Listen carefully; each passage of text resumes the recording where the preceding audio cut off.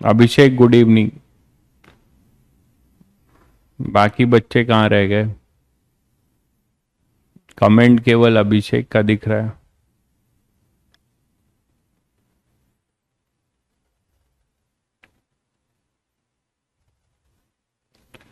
Monu good evening. Steve, Aryan, Rajat, सभी को good evening. Dhruv, Akash good evening. Arun good evening भाई। आर्यन, गुरलीन, सभी को गुड इवनिंग। सभी बच्चों को गुड इवनिंग। कैसे हैं आप लोग? कैसा रहा आपका वीकेंड? पढ़ाई लिखाई किया आप लोगों ने? आप लोगों का टेस्ट आने वाला है, जेई मेंस लेवल।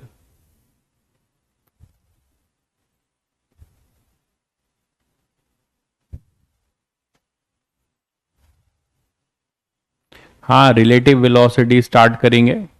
बस एक कॉन्सेप्ट छूट गया है, सेफ्टी पैराबोला का लेते हुए।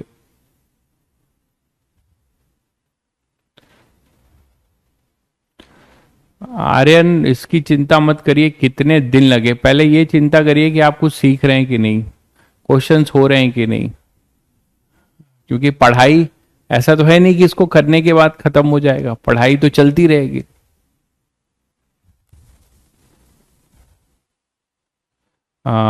रजत देखो, टेस्ट के लिए आ, तुम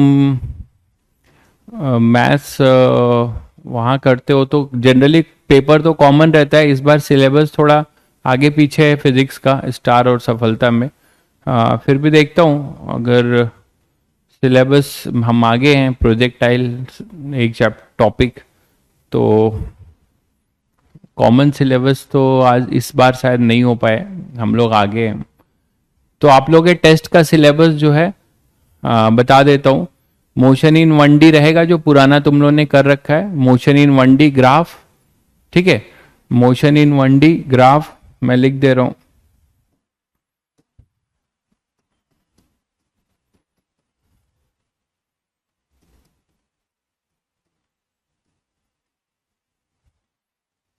एटीनथ को है ना तुम लोग का टेस्ट?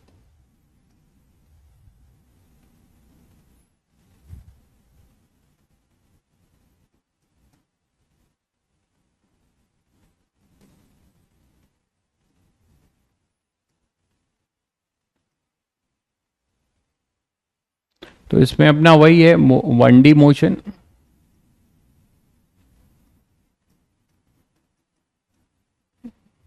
जिसमें यूनिफॉर्म और नॉन यूनिफॉर्म दोनों है।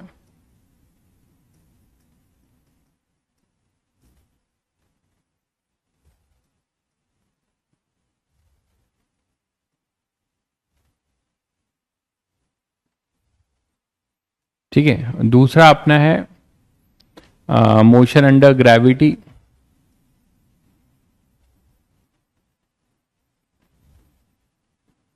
मोशन अंडर ग्रेविटी है और ग्राफ है,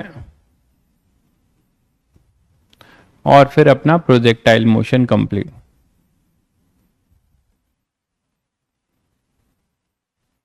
इतना है। रिलेटिव सोचा था, बट रिलेटिव की प्रैक्टिस नहीं हो पाएगी, तो अभी रहने देते हैं, नेक्स्ट में करेंगे। हार्ड कॉपी का मुझे कुछ आइडिया नहीं है। ठीक है, तो 1D motion, motion under gravity, graph, projectile motion, this is your syllabus for your coming test. ठीक है, चलिए, तो ये अपना टॉपिक था। अब बात करते हैं कि आप लोगों को सीट पे कुछ होमवर्क भी दिया था, है ना? सीट से एक्सरसाइज 1, एक्सरसाइज 2 दी थी, कितने बच्चों ने किया? आप लोगों को मैंने सीट से कुछ होमवर्क दिया था, आप लोगों ने अटेम्प्ट किया था? अटेम्प्ट किया था सभी, किसी बच्चे ने? इनफैक्ट सभी को करना चाहिए था, 2 दिन की छुट्टी भी थी।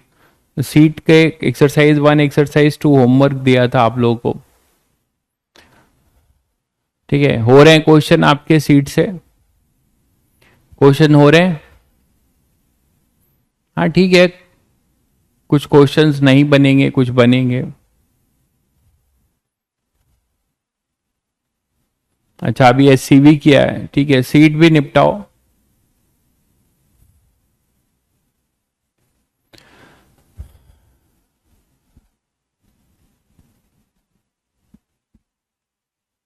चलिए आगे बढ़ते हैं फिर, आप लोग जल्दी से इसे निपटाइए, ठीक है,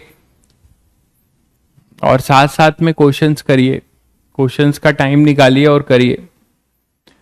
चलिए स्टार्ट करते हैं। तो प्रोजेक्टाइल का एक छोटा सा एक कॉन्सेप्ट बचता है, उसको कंप्लीट करते हैं पहले, सेफ्टी पैराबोला।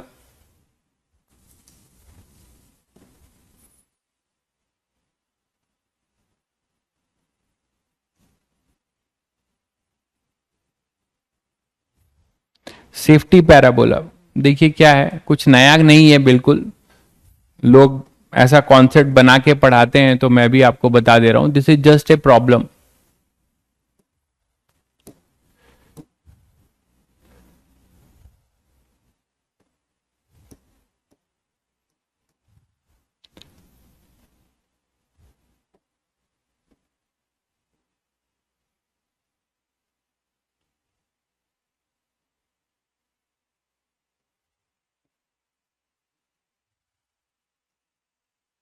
सेफ्टी पैराबोला क्या है, इस पे क्वेश्चंस कभी भी आए तो आप कैसे अप्रोच कर सकते हैं, ठीक है।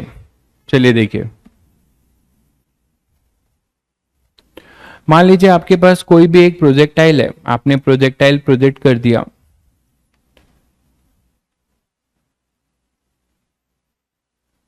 ठीक है, और जो भी आपने एक प्रोजेक्टाइल का एनवॉलप लिया है, प्रोजेक्टाइल जो प्रोजेक्ट किया है, वो डिफरेंट डिफरेंट एंगल से किया है। ध्यान दीजिएगा, कॉन्सेप्ट ध्यान दीजिएगा क्या है प्रोजेक्टाइल के लिए, कि इसमें आप यहां से नहीं प्रोजेक्ट कर रहे हो,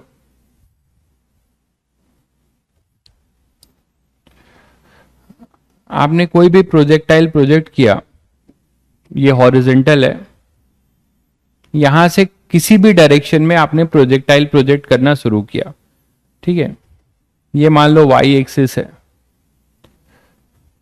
तो प्रोजेक्टाइल आप प्रोजेक्ट कर रहे हो, जैसे जस्ट लाइक आप सोचो कि फाउंटेन है, फाउंटेन समझते हो, कि हर तरफ से जो है आप देख रहे हो, कहीं कहीं पे भी आप वो प्रोजेक्टाइल हर डायरेक्शन में वो फाउंटेन अपना अपना पैराबोला बनाता है। फाउंटेन तो सबने देखा होगा, बहुत सारे नोजल्स लगे होते हैं, है ना, और वो इस तरीके से, हाँ ठीक है, इंक्लाइंड में R max u dot v, ये तो प्रूफ, अच्छा ठीक है, तो ये अपने पास इंक्लाइंड इस तरीके से कई सारे प्रोजेक्टाइल आपको मिलेंगे, कई सारे प्रोजेक्टाइल मिलेंगे, ठीक है। तो अब आप किसी भी डायरेक्शन में, किसी भी, मतलब थीटा वेरिएबल है, थीटा आपका वेरिएबल है, तो एक पर्टिकुलर यू से आप डिफरेंट डिफरेंट थीटा पे नए नए पैराबोला बना रहे हैं, ठीक है, बिल्कुल, ठीक है। तो अगर आप जो है डिफरेंट डिफरेंट थीटा से आप इसी एक स्पीड से ही फेंक रहे हो, बट डिफरेंट थीटा से आप नए नए प्रोजेक्टाइल बना रहे हो, नए नए प्रोजेक्टाइल बना रहे हो, ठीक है, तो आपको कुछ ऐसा नजर आएगा, और इन सब का एक इन्वॉल्व होगा।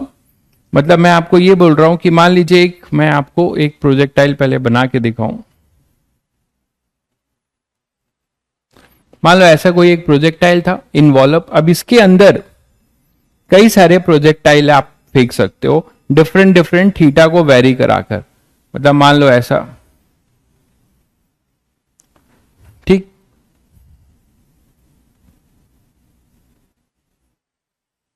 एक ऐसा जो इसको टच करता हुआ जाए, मान लो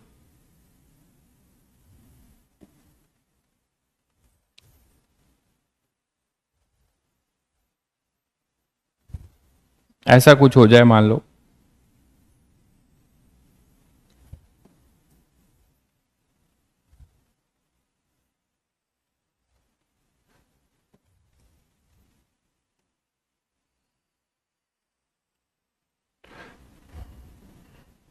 सिमेट्रिकल नहीं बन रहा है,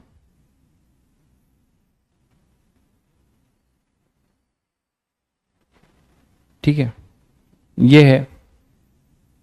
अब इसमें आप डिफरेंट प्रोजेक्टाइल आपने प्रोजेक्ट किया, मान लो एक प्रोजेक्टाइल ऐसा प्रोजेक्ट कर दिया, ठीक है, इधर भी होगा ऐसा ही, फिर आपने कई सारे है ना, इसका u वही है, थीटा डिफरेंट है, फिर आपने किसी और थीटा पे कोई प्रोजेक्टाइल प्रोजेक्ट कर दिया जो इसको टच कर रहा हो, ऐसा, ठीक है। तो थीटा वेरी करा रहे हैं आप, ठीक है, थीटा आप वेरी करा रहे हैं, डिफरेंट डिफरेंट थीटा से आप वेरी करा रहे हो और प्रोजेक्टाइल नया नया बन रहा है, ठीक है। तो अब आप क्या कर सकते हैं कि यहां के लिए आपका जो ये कंप्लीट इन्वॉल्व है, इसको हम बोलेंगे सेफ्टी पैराबोला। क्यों बोलेंगे वो पहले समझो। मान लो लेते हैं कि यहां पर कोई हमारे पास x not comma y not coordinate है, तो यहां पे कोई p पॉइंट है, इसके कोऑर्डिनेट्स है मान लो x कॉमा y, या x not comma y not, कुछ भी ले सकते हो। तो p पॉइंट पे मान लो यहां पे कोऑर्डिनेट है x not comma y not, ठीक है, यहां पर कोई भी है, जस्ट इसके बाहर है। तो मेरा आपसे ये कहना है कि आपको एक ऐसा गन दिया गया जो हर तरफ रोटेट हो सकती है, एक ऐसा गन दिया गया जो किसी भी तरीके से इस तरीके से रोटेट हो सकती है और रोटेट होकर कहीं भी एम कर सकती है, 3 डायमेंशनल में रोटेट हो सकती है। ये है, ऐसे भी जा सकती है, इधर जा सकती है, ऊपर स्ट्रेट जा सकती है, इधर जा सकती है, इधर जा सकती है। तो पूरे थीटा को आप वेरी करा रहे हो। तो जब पूरे थीटा को अगर आप वेरी करा रहे हो हर जगह पे आप थीटा वेरी कराओगे तो नए नए प्रोजेक्टाइल बनेंगे।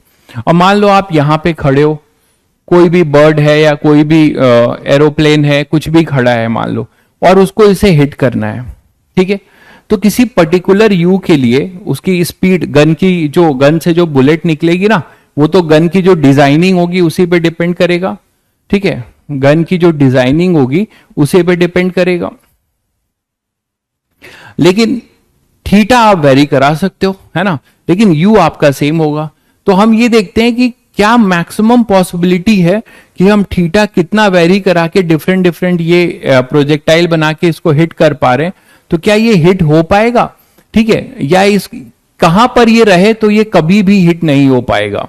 तो आपने देखा कि मैंने बाहर का ये इन्वॉल्व बनाया है, this is your safety parabola, ठीक है। इसके बाहर जब भी रहेगा ये मैक्सिमम होगा, इसके बाहर जब भी रहेगा, ठीक है, जब भी इसके बाहर रहेगा तो वो पैराबोला जो है हमारा, कभी भी हम इसके बाहर रहेंगे, इस पैराबोला के अंदर नहीं, इस जोन में नहीं, हम इसके बाहर रहेंगे तो कभी भी ये u और किसी भी थीटा से ये हमें हिट नहीं कर पाएगा, ठीक है, ये हमें इस थीटा से हिट नहीं कर पाएगा। तो देखते हैं कि इसकी कंडीशन क्या होगी। तो इसकी कंडीशन के लिए बहुत सिंपल है कि मान लेते हैं कि x not comma y not है, ये इसको सेटिस्फाई कर रहा है यहां पर। तो 2-3 कंडीशन हो सकती है। आप जनरल ट्रेजेक्ट्री की इक्वेशन सभी बच्चे जानते हैं कि जनरल, मान लीजिए u है और एक कोई थीटा है, तो जनरल ट्रेजेक्ट्री की जो इक्वेशन है वो क्या होती है, इक्वेशन ऑफ ट्रेजेक्ट्री आप लिख सकते हैं, equation of trajectory, equation of trajectory, ठीक है। तो इक्वेशन ऑफ ट्रेजेक्ट्री आप क्या लिख सकते हो, y is equal to x tan theta minus g upon 2u square cos square theta into x square, यही तो लिखते हो। तो y is equal to x tan theta minus g upon 2u square, cos square को मैं सेक लिख सकता हूं, ऊपर ले जाके सेक स्क्वायर थीटा, एक बार बताया भी था तुम लोगों को। और फिर हम ये यूज कर सकते हैं, sec square theta minus tan square theta is equal to 1। तो सेक स्क्वायर थीटा को हम लिख सकते हैं 1 प्लस टेन स्क्वायर थीटा, ठीक है। तो यहां से अपने पास y आ जाएगा x tan theta minus g upon 2u square 1 plus tan square theta into x square. बोलो यहां तक क्लियर है सभी को। तो अब यहां से इस तरीके से एक्स स्क्वायर में हम क्वाड्रेटिक बना, सॉरी एक्स और वाई नहीं, एक्स और वाई तो अपना फिक्स है। मान लेते हैं कि ये इस पे लाई कर रहा है, मान लेते हैं कि ये इस पे एक्स और वाई के रूट्स निकालते हैं। हमें पता है कि एक्स और वाई कोऑर्डिनेट है, तो एक्स और वाई डिपेंड करेगा थीटा पे। एक्स और वाई यहाँ फिक्स है, कोई पर्टिकुलर एक्स और वाई के लिए हमने मान लो यहाँ पे सेटिस्फाई कराया, मान लो यहाँ पे कोई एक्स और वाई था, ठीक है, उसके लिए हमने इसको सेटिस्फाई कराया। तो आगे देखते हैं कि इसकी क्या इक्वेशन हो सकती है कि ये पॉइंट बाहर लाई करे कि अंदर लाई करे, ठीक है। तो अगर हम बोले कि यहां पर अपने पास इसके tan थीटा में क्वाड्रेटिक अगर बनाते हैं, tan थीटा में हम इसे क्वाड्रेटिक बनाते हैं, तो हमें यह देखना होगा कि tan थीटा में अगर क्वाड्रेटिक है, ठीक है, तो हम ये कर सकते हैं कि tan थीटा के लिए, ध्यान से सुनिएगा, tan थीटा में अगर क्वाड्रेटिक है तो tan थीटा के दो रूट्स होंगे, ठीक। तो दो रूट्स अगर होते हैं, मतलब डिस्क्रिमिनेंट अपना ग्रेटर देन इक्वल टू 0 है, ठीक है, तो दो रूट्स आपको ये बताता है कि ये tan थीटा रियल है, मतलब tan स्क्वायर tan थीटा के रूट्स अगर रियल हैं, तो हम ये बोल सकते हैं कि थीटा ऐसा एग्जिस्ट करेगा जिसमें कि ये अपने कोऑर्डिनेट जो है क्या होंगे, लाई करेंगे इस सेफ्टी पैराबोला के अंदर। अगर हमारा डिस्क्रिमिनेंट इक्वल टू 0 हो जाए, इसका मतलब ये जो कोऑर्डिनेट है ये इस पे लाई कर जाएगा, एक ही रूट होगा, ठीक है, एक ही रूट होगा। और अगर ये लेस देन इक्वल टू 0 हो, तो tan थीटा में जो क्वाड्रेटिक बनाओगे वो अगर लेस देन इक्वल टू 0 हो, इसका मतलब ये इमेजिनरी है, मतलब कोई ऐसा रियल रूट थीटा का आप नहीं पा रहे हो जिससे कि आप इसको हिट कर पाओ, मतलब ये सेफ्टी पैराबोला की, ये कोऑर्डिनेट सेफ्टी पैराबोला के बाहर होगा, ठीक है, ये कोऑर्डिनेट सेफ्टी पैराबोला के बाहर होगा। अच्छा, अंदर जब है तो दो रूट्स मिल रहे हैं tan थीटा के, इसका मतलब ये हुआ कि हमें एक उसको हिट करने के लिए दो एंगल मिलेंगे। मान लो ये अंदर है, तो इसको हिट करने के लिए इसी U से हम दो एंगल से इसको हिट कर सकते हैं, दो एंगल से हम इसको हिट कर पाएंगे। जैसे यहां पर देखिए ये पैराबोला इंटरसेक्ट कर रहा है, ध्यान से देखिए, तो अगर हमारा P अंदर लाई करेगा तो इस थीटा के लिए भी, इस प्रोजेक्टाइल के थीटा के लिए और इस प्रोजेक्टाइल के थीटा के लिए हम इसको हिट कर पाएंगे। तो मेरा कॉन्सेप्ट सब लोग समझ रहे हैं कि सेफ्टी पैराबोला में बेसिकली क्लास नहीं, ऑडियो वीडियो क्लियर है भाई सभी को? एक बच्चा लिख रहा है क्लास नहीं चल रही, प्लीज एक बार सब लोग यस बोल दीजिए अगर सब क्लियर है, ऑडियो वीडियो सब क्लियर है तो ठीक है। चलिए फिर, तो शायद सभी बच्चे समझ गए कि अप्रोच क्या होगा। हमारा अप्रोच होगा कि हम tan थीटा में क्या करेंगे, क्वाड्रेटिक बनाएंगे, और P को हम एक्स वाई ले लेते हैं, कोई भी जनरल कोऑर्डिनेट लिया है हमने, वेरिएबल है तो x, y ले लिया है यहां पे मान लीजिए। तो अब इसको यहां पे tan में क्वाड्रेटिक बनाइए, ओपन कर दीजिए पहले। तो जब आप ओपन करेंगे तो कुछ ऐसा आएगा y, तो अप्रोच सबको क्लियर हो गया कि हम पहले क्वाड्रेटिक बनाएंगे और क्वाड्रेटिक बना के इसके डिस्क्रिमिनेंट पे कंडीशन लगाएंगे, उसी से हमें पता चल जाएगा। तो यहां पे y is equal to x tan theta minus, open करिए, g अपॉन 2u स्क्वायर, ठीक है, g upon 2u square,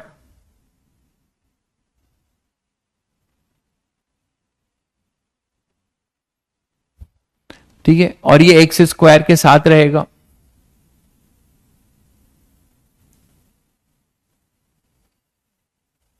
tan square theta में चाहिए ना, तो g square upon 2u square x square, open कर रहा हूं, minus g x square upon 2u square tan square theta. हमें tan स्क्वायर थीटा में क्वाड्रेटिक बनाना है, ठीक है, तो अब इसको इधर ले आओ, तो g x square upon 2u square tan square theta, इधर ला रहा हूं, माइनस एक्स tan थीटा, ठीक है, फिर इसको इधर लेके आओगे तो y plus g x square upon 2u square, बोलो यहां इक्वल टू 0। तो ये देखो tan स्क्वायर थीटा में क्वाड्रेटिक बन गया, ठीक है। अब tan स्क्वायर थीटा में क्वाड्रेटिक बन गया, आप चाहो तो ये भी कर सकते हो कि इसके कोफिशिएंट को 1 कर दो, आप जैसा भी करना चाहो, ठीक है। तो इसके कोफिशिएंट को 1 करोगे तो इसको इससे डिवाइड कर दोगे, ऐसे ही रहने दो, कोई दिक्कत नहीं, ऐसे ही रहने दो। Now this is quadratic in tan theta, this is quadratic in tan theta, मानते हो? तो अब आप यहीं से कहानी शुरू करोगे जो मैंने अभी आपको समझाया कि for theta to be real, है ना, theta to be real, that is इसका क्या मतलब है, that is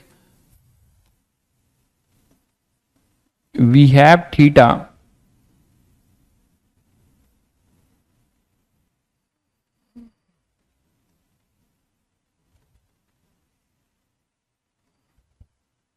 so that projectile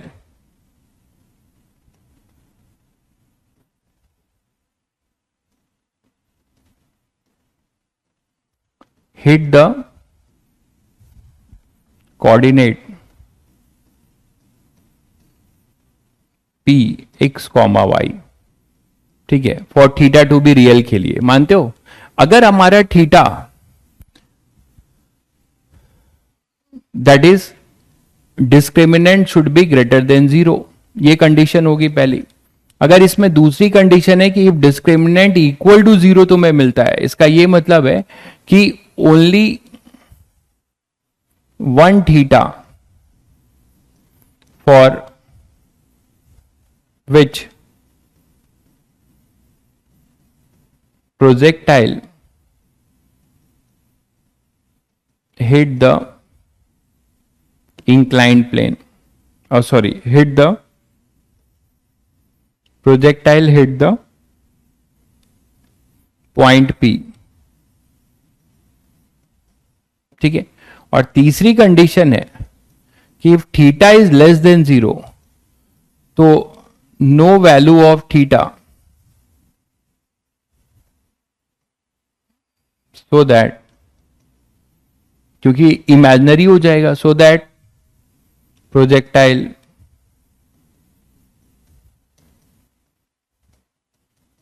hit the point P. वो पॉइंट पी पे कोई भी हो सकता है, एरोप्लेन, आदमी, है ना, कोई भी बर्ड, कुछ भी हो सकता है। तो ये कहानी है अपनी।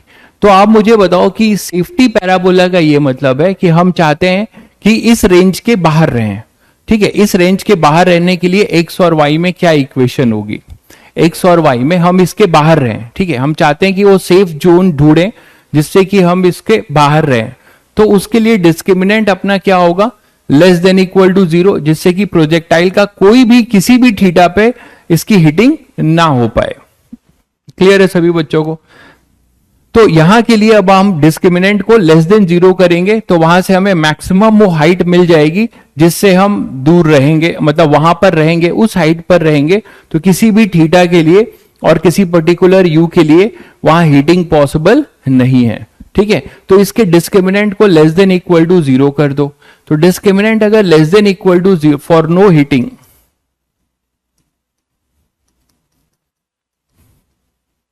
है ना, डी लेस देन 0 कर दो। तो अगर लेस देन 0 करते हो तो यहां से, और हीटिंग के लिए क्या हो जाएगा भाई, मैक्सिमम रेंज की भाई वो हिट करे, उसके लिए आप फिर D greater than equal to 0 कर देना। अकॉर्डिंगली जो क्वेश्चन में पूछा जाए उसके अकॉर्डिंग आप कर सकते हैं, ठीक है। तो हम मैक्सिमम निकालना चाहते हैं कि जिससे हिटिंग ना हो, या जस्ट इक्वल टू पे सबसे सही चीज होता है कि वो क्रिटिकल होता है ना, बाउंड्री पे, जस्ट यहां पर डी इक्वल टू 0 पे एक सिंगल मिलेगा, इससे जस्ट थोड़ा सा इधर रहोगे या जस्ट इसके इधर रहोगे तो फिर अंदर या बाहर की डिसाइड हो जाएगा। क्लियर है? तो फॉर नो हीटिंग आप बोल सकते हो क्या, डी लेस देन 0, ठीक है। तो डी लेस देन 0 कर सकते हो और जस्ट पैराबोला पे ही हिट हो, पैराबोला के इस सेफ्टी पैराबोला पे ही ये रहे, उसके लिए आप ये निकाल सकते हो, ठीक है। तो आप जैसे भी करना चाहें। तो नो हीटिंग के लिए डिस्क्रिमिनेंट होता है बी स्क्वायर, मतलब बी स्क्वायर, देखो यहां पे बी क्या है, एक्स,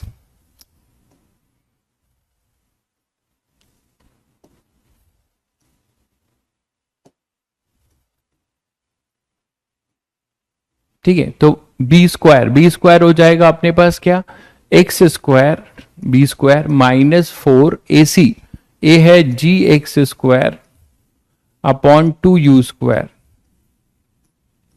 ठीक है। बी स्क्वायर माइनस 4a और c है पूरा ये y plus g x square upon 2u square, ये लेस देन 0 होगा, ऐसे बोल सकते हो फॉर नो हीटिंग के लिए। तो यहां से आपके पास कंडीशन आएगी, इसे ओपन कर दीजिए और y आपको मिल जाएगा, वो पर्टिकुलर y आपको मिल जाएगा। y को एक साथ रखिए और बाकी x को एक तरफ, तो आपको क्या मिलेगा देखिए, एक्स स्क्वायर, इसको ओपन कर रहा हूं, तो इसके साथ इसको ओपन करूंगा तो 2 और 4, तो minus 2g upon 2g x square upon u square, ये x के साथ आएगा, ठीक है, और x के साथ एक y का भी टर्म है, ठीक है, minus 4g upon 2u square y,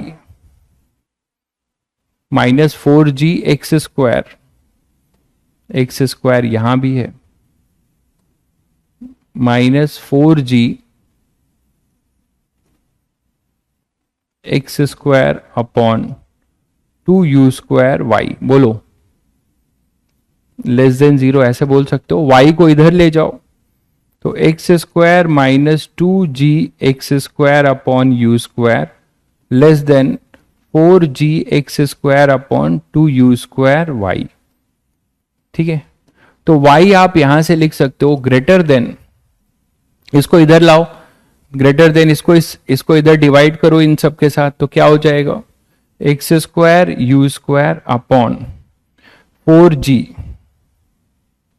ठीक है, एक्स स्क्वायर कट जाएगा यहां पे, माइनस, अच्छा एक्स स्क्वायर तो कट रहा है ना, तो एक्स स्क्वायर कट रहा है देख लीजिए,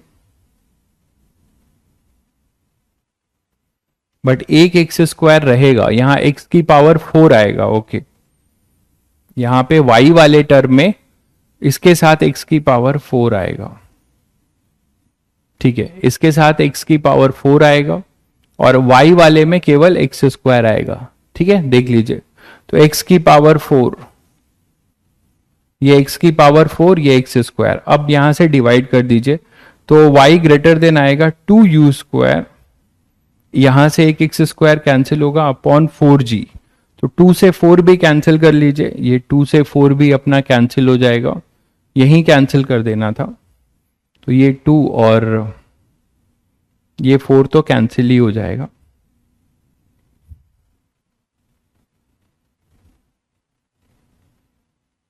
चलिए यहां कर देते हैं, और यहां 4 आएगा और यहां भी 4 आएगा, ठीक है, तो 4 कैंसिल हो जाएगा, ये यहां पे कैंसिल कर दीजिए,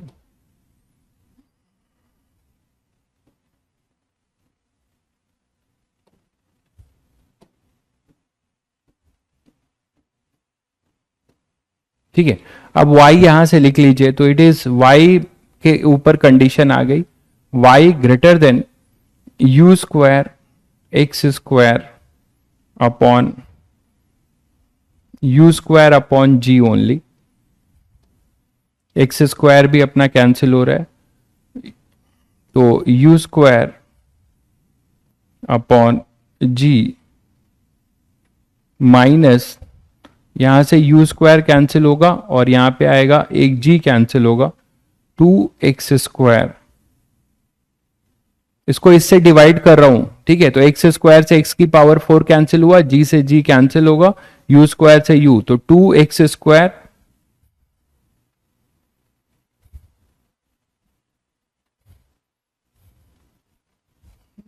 यहां देखिएगा ये सही है ना, कुछ गड़बड़ तो नहीं है, u की पावर 4 भी है, एक मिनट पूरा ही कर दे रहा हूं मैं, यहां पूरे को पहले ओपन कर लीजिए, ये 2 से पहले ये 2 कैंसिल किया, तो 2g x square upon u square y open किया, और फिर माइनस 2 से 2 कैंसिल, g से g स्क्वायर, एक्स स्क्वायर से x की पावर 4 अपॉन में u की पावर 4 लेस देन 0, अब तो क्लियर है सभी को, तो यहां से अपने पास आएगा x square minus g square x की पावर 4 यू की power 4 less than 2g x square upon u square y, that is y greater than, यहां से इसको करेंगे तो x square u square upon 2g x square, तो x square यहां से कैंसिल होगा, इसको डिवाइड कर रहा हूं, और फिर माइनस यू स्क्वायर से ये कैंसिल हुआ, तो अपने पास आएगा जी स्क्वायर से एक जी कैंसिल होगा, तो फाइनली आएगा जी एक्स स्क्वायर, ठीक है, g x square upon 2 u square. Check करिए, आप लोग का कमेंट नहीं आ रहा है।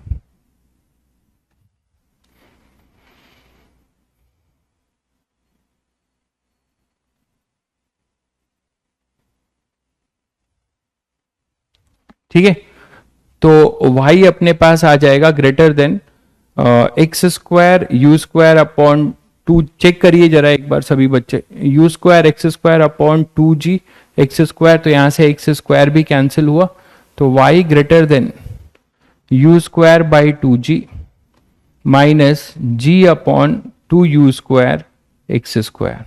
तो दैट इज द कंडीशन, और ये इंपॉर्टेंट रिजल्ट है, आप इसे ध्यान रखेंगे तो क्वेश्चन थोड़ा इजी हो जाएगा, आपको इतनी मेहनत नहीं करनी पड़ेगी, डायरेक्ट बना सकते हैं।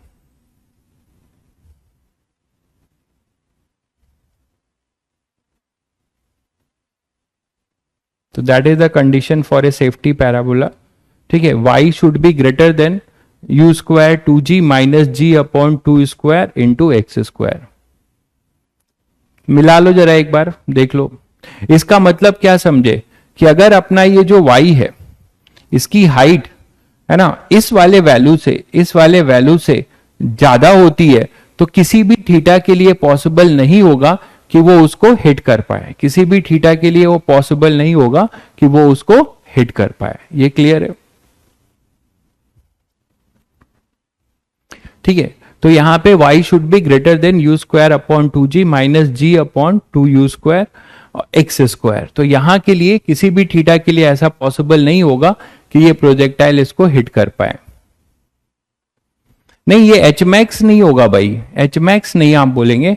एक्चुअली मैं क्या बोल रहा हूं, इस एनवॉलप, ये जो सेफ्टी पैराबोला है, इसके आउटसाइड का रीजन यही अपना सेफ्टी पैराबोला है, कि इसके बाहर रहोगे तो हीटिंग नहीं हो पाएगी, है ना, इसके बाहर। और वो बाहर रहने के लिए आपको ये कंडीशन सेटिस्फाई होनी चाहिए कि y आपका इस कंडीशन को सेटिस्फाई करे। जब अगर इक्वल होगा, ठीक है, तो इक्वल होगा तो हिट करेगा और यूनिक थीटा पे करेगा। इक्वल अगर होगा, y इक्वल टू दिस होगा, तो वो एक यूनिट थीटा के लिए क्या होगा, हिटिंग पॉसिबल हो जाएगी। यस, 1 थीटा पॉसिबल होगा अगर आपका इक्वलिटी होल्ड कराओगे तो। आई थिंक सभी को क्लियर हो गया होगा। ठीक है, आगे बढ़े।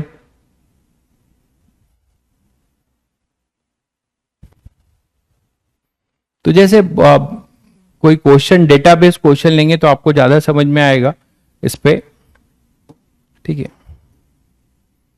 तो आपको बहुत सारे क्वेश्चन मिल जाएंगे, तो अप्रोच आप लोगों को क्लियर हो गया। जैसे मान लो कोई एरोप्लेन है, वो जा रहा है, ऐसा कुछ हो सकता है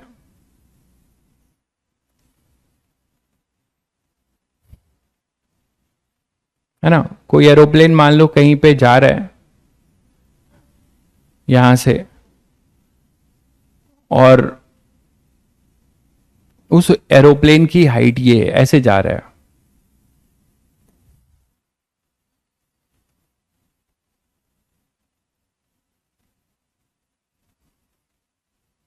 ठीक है, ऐसे जा रहा है, और ये हाइट मान लीजिए आपकी एच नॉट है या एच है, और ये अपना यहाँ पे कोई बुलेट है या गन है जो किसी भी एंगल पे घूमकर इसको हिट कर सकता है, किसी भी एंगल पे घूमकर इसको हिट कर सकता है। ठीक है, तो अब इसके लिए आप कंडीशन क्या दे सकते हो कि इसका सेफ्टी जोन क्या होगा, इसका डेंजर जोन क्या होगा। तो इसका डेंजर जोन आप बता सकते हो कि भाई जो भी इसका एनवॉलप होगा, जो भी मान लो ये इन्वॉल्व है सेफ्टी पैराबोला का,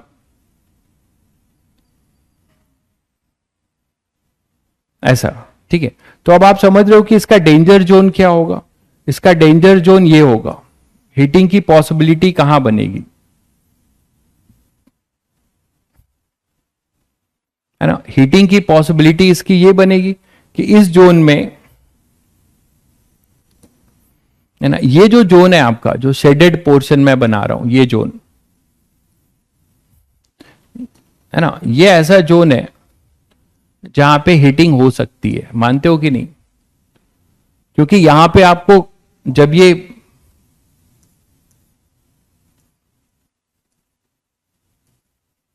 ठीक है, मान लो यहां से आएगा, यहां पर आए और यहां पे आए, तो यहां पे हमें ऐसे थीटा मिलेंगे ना, ये कोऑर्डिनेट इसके अंदर हो गया, अब इसके बाहर है। समझ गए होंगे सब लोग? ठीक है, तो ये अपना डेंजर जोन होगा जहां पे इस एरोप्लेन की हीटिंग हो जाए।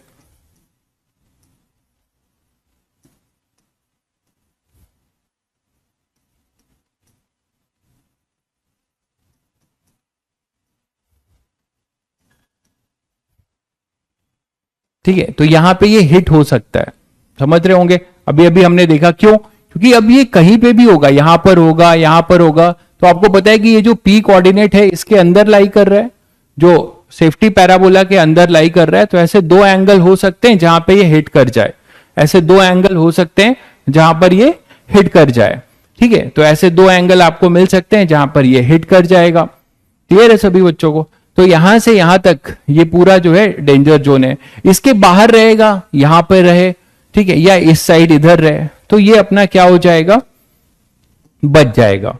तो आपको क्वेश्चन में सब दिया जाएगा डेटा। ठीक है, आपको कोई ना कोई डेटा दिया जाएगा। इसका ये हाइट h है, ये मान लो h है, ठीक है, ये d है, मान लो ये d है। तो आपको ये दिया जाएगा कि किस हाइट से जा रहा है, तो कहां से किस जोन से किस जोन के लिए हो, ठीक है, किस जोन से किस जोन के लिए हो। तो आपको h दिया जाएगा, तो y में h पुट करके आप x निकाल सकते हो ना। ये ओरिजिन है, मान लो ये ओरिजिन है, ये ओरिजिन है 0,0, तो यहां पे कुछ, यहां से -x और यहां से +x, तो यहां से यहां तक का ये निकाल सकते हो कि x कहां से कहां लाई करेगा, है ना। u स्क्वायर नहीं होगा, कहां पर u स्क्वायर नहीं होगा? फॉर्मूले में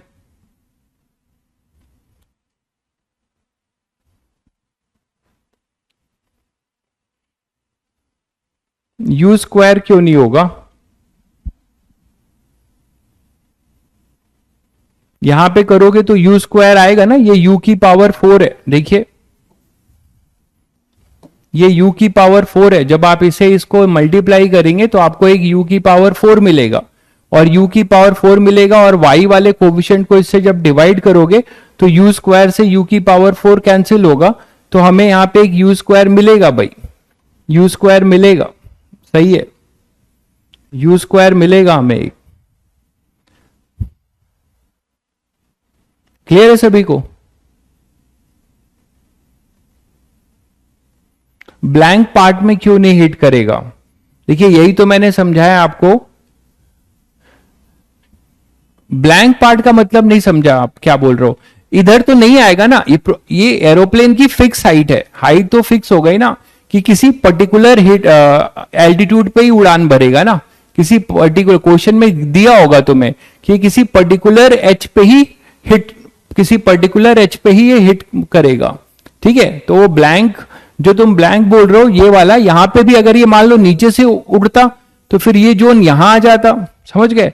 तो एच अपना जो हाइट है वो फिक्स रहेगा, हाइट अपना, वो हाइट, पर्टिकुलर हाइट अपना क्या रहेगा? वो फिक्स रहेगा। क्लियर है सभी को? अच्छा, आप अगर ये मान लो निकालना चाह रहे हो कि एक्स का रेंज कहां से कहां करे, तो इस फॉर्मूले में पुट कर दो। फॉर्मूले में आपको सब क्वेश्चन दिया होगा, तो मैं भी वैल्यू, ये देखो यहां पे, तो यहां पे y को h पुट कर दो। y पर्टिकुलर अगर h यहां पुट करते हो, ठीक है, तो यहां से आपको वो x मिल जाएगा, यहां से वो x मिल जाएगा, और x प्लस माइनस में मिलेगा, x प्लस में माइनस में मिलेगा। आप देख रहे हो, y को यहां h पुट कर दोगे, और ये ग्रेटर देन इक्वल टू हटा के इक्वलिटी होल्ड कराओगे, क्योंकि हम हीटिंग निकाल रहे हैं ना, हीटिंग निकाल रहे हैं, तो हीटिंग के लिए यहां पे फिर ये अपना y इक्वल टू कर दो जहां पे इसे हिट हो जाए। तो हिट होने के लिए वाई एच करके और यहां पे एक्स स्क्वायर से सॉल्व करोगे तो आपको प्लस माइनस मिलेगा। ठीक है, तो एक्स की दो वैल्यू मिल जाएगी। तो आपको आइडिया लग गया होगा कि ये क्या बताना चाह रहा है। क्वेश्चंस आपको मिल जाएंगे सीट में या आगे भी।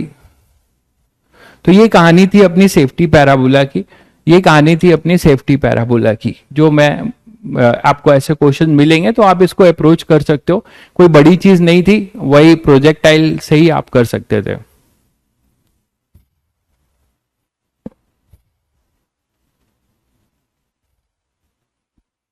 ठीक है,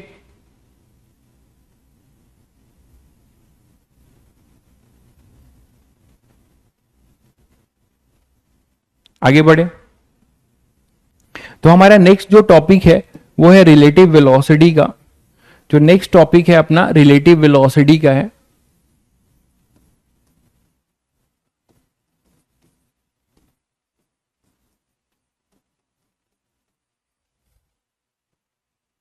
ठीक है, रिलेटिव वेलोसिटी, इस वर्ड से आप समझते हैं, रिलेटिव में सभी बच्चे जानते हैं कि रिलेटिव का क्या मतलब होता है, एक का दूसरे के रेस्पेक्ट में। दोनों लेंगे भाई, प्लस माइनस में दोनों लेंगे, एक्स की जो वैल्यू है वो दोनों लेंगे। मतलब देखिए एक्स की जो जब आप वैल्यू सॉल्व करोगे तो आपको दोनों मिलेगी। ये ओरिजिन है तो यहां पे आपको प्लस एक्स नॉट मिलेगा और यहां पे माइनस एक्स नॉट मिलेगा, दोनों वैल्यू मिलेगी। तो आपको रेंज मिल जाएगा। रेंज कहां से कहां होगा, 2x नॉट। तो 2x नॉट यहां से जब ये यहां पे मूव कर रहा होगा तो x कहां से कहां, किस टाइमिंग, कहां से कहां के लिए डेंजर जोन में होगा वो हम निकाल सकते हैं। ठीक है, मैं आपको एक वैल्यू वाइज क्वेश्चन करा दूंगा नेक्स्ट टर्न पे, तो आपको और क्लियर हो जाएगा। अप्रोच यही है। तो रिलेटिव वेलोसिटी में हम सभी बच्चे जानते हैं कि भाई रिलेटिव का मतलब है एक का दूसरे के रिस्पेक्ट में। लेकिन जब हम एक की कोई भी चीज दूसरे के रिस्पेक्ट में ढूंढना चाहते हैं तो हम उसको ऑब्जर्व करते हैं उसके रिस्पेक्ट में। मेरी बात ध्यान से सुनिएगा, जब मैं किसी चीज को किसी के रिस्पेक्ट में देखना चाहूंगा तो मुझे क्या करना पड़ेगा, मुझे जिसको मैं देख रहा हूं और जिसके रिस्पेक्ट में देख रहा हूं, तो जिसके रिस्पेक्ट में मैं देखूंगा उसके फ्रेम में जाना पड़ेगा। तो यहां एक कॉन्सेप्ट आता है फ्रेम ऑफ रेफरेंस का। तो कभी भी हमें रिलेटिव की कोई चीज अगर स्टडी करनी है तो मुझे जिस पार्टिकल का रिलेटिव, चाहे वो रिलेटिव डिस्प्लेसमेंट हो, चाहे वो रिलेटिव वेलोसिटी हो, चाहे वो रिलेटिव एक्सेलरेशन हो, तो अगर हमें कोई रिलेटिव चीज अगर कंपेयर करनी है एक की दूसरे के रिस्पेक्ट में, तो मुझे दूसरे के रिस्पेक्ट में जाना पड़ेगा। दूसरे के रिस्पेक्ट में जाने का मतलब उसके फ्रेम ऑफ रेफरेंस में जाना पड़ेगा। तो यहां एक टर्म आता है फ्रेम ऑफ रेफरेंस का, जो समझना जरूरी है। फ्रेम ऑफ रेफरेंस,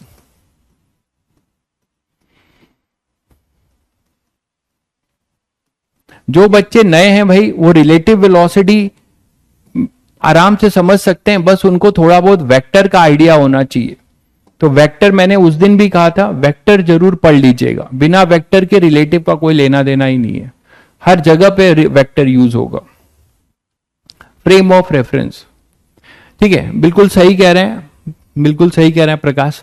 तो फ्रेम ऑफ रेफरेंस का मतलब यह है कि फ्रॉम वेयर, इसको हम ऐसे डिफाइन कर सकते हैं शॉर्ट में, फ्रेम ऑफ रेफरेंस का मतलब from where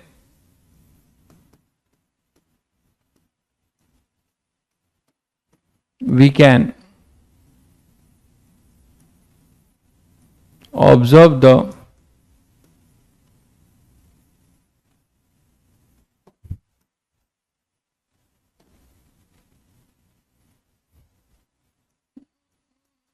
state of a particle. State में सब कुछ आ जाता है, उसकी वेलोसिटी क्या है, उसका डिस्प्लेसमेंट क्या है, वो किस डायरेक्शन में मूव कर रहा है। स्टेट का मतलब समझते हैं, एक ब्रॉडर टर्म है। स्टेट का मतलब कि वो रेस्ट पे है, रुका हुआ है, कि मूव कर रहा है, मूव कर रहा है तो किस वेलोसिटी से कर रहा है, किस डायरेक्शन में मूव कर रहा है, एक्सेलरेटेड है कि रिटार्डेड है। तो everything is coming under the term state. ठीक है, स्टेट हमें कंप्लीट पिक्चर देता है पार्टिकल का कि उसका स्टेटस क्या है।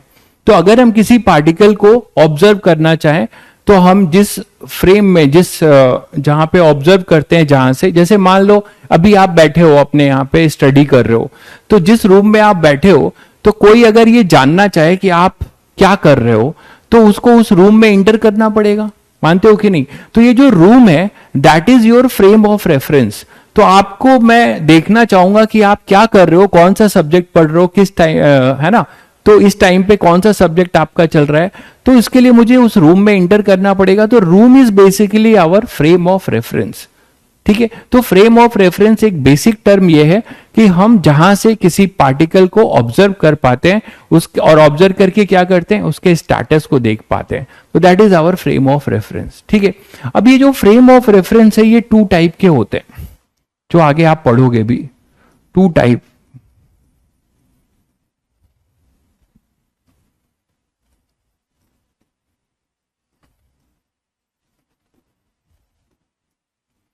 तो फ्रेम ऑफ रेफरेंस आपको 2 टाइप के मिलेंगे।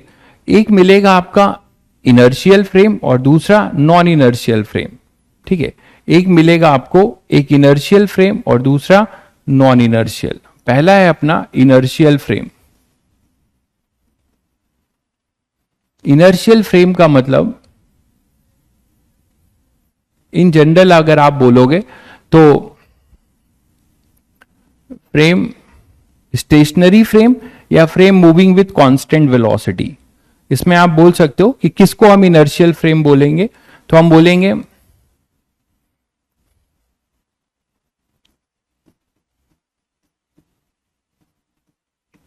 स्टेशनरी फ्रेम और frame moving with constant velocity, moving with constant velocity, both are treated as to be inertial. पहली बात तो ये, जो भी हमारा फ्रेम होगा, ठीक है, जो भी हमारा फ्रेम होगा वो कैसा होगा, या तो रुका हुआ हो, जैसे एक ट्रेन है, ट्रेन का कंपार्टमेंट है, ट्रेन रुकी हुई है, ठीक है, ट्रेन रुकी हुई है, आप ट्रेन के अंदर बैठे हो किसी बोगी में, तो वो बोगी एक फ्रेम ऑफ रेफरेंस है जिसके थ्रू आप ट्रेन के अंदर की सारी चीजों को देखने जा रहे हो, है ना, उसके स्टेटस को देखने जा रहे हो। तो अगर ट्रेन हमारी रुकी हुई है तो वो हमारा क्या कहलाएगा, इनर्शियल फ्रेम। या एनी हाउ ट्रेन एकदम कांस्टेंट स्पीड से चल रही हो, 40 kilometre per hour constant speed से चल रही है, तो भी ट्रेन हमारी क्या कहलाएगी, इनर्शियल फ्रेम, ठीक है। तो इनर्शियल फ्रेम की 2 कंडीशन है, या तो वो मूव ही ना कर रहा हो, स्टेशनरी हो, या फिर वो कांस्टेंट स्पीड से चल रहा हो, ठीक है। आगे बढ़ते हैं। अब जनरली हम इन जनरल हम किसको हम जो है स्टेशनरी इनर्शियल फ्रेम लेते हैं। तो इनर्शियल फ्रेम के बारे में ये तो इसकी डेफिनेशन हो गई। इन जनरल जो पॉइंट है वो ये है कि in general earth is treated as to be inertial frame. Earth is treated as to be, मैं लिख रहा हूं, treated as to be inertial frame. Earth को हम इनर्शियल फ्रेम की तरह से देखते हैं, मानते हैं कि अर्थ हमारा इनर्शियल फ्रेम है। क्या, क्यों? उसका रीजन ये है कि इनर्शियल फ्रेम एक ऐसा फ्रेम है जिसके अंदर तुम जाकर देखोगे किसी भी बॉडी को, तो उस बॉडी का आपको एक्चुअल स्टेटस दिखाई देगा। मतलब एक्चुअली क्या वो मूव कर रही है वो दिखाई देगा, क्या वो एक्चुअली रुकी हुई है तो वो दिखाई देगा, ठीक है। तो आप बोल सकते हैं कि in general earth is treated as to be inertial frame. Earth अपना इनर्शियल फ्रेम है। दूसरी इंपॉर्टेंट बात है कि with inertial frame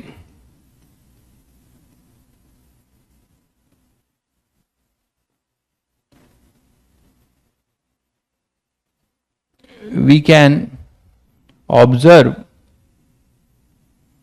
the actual status of a body।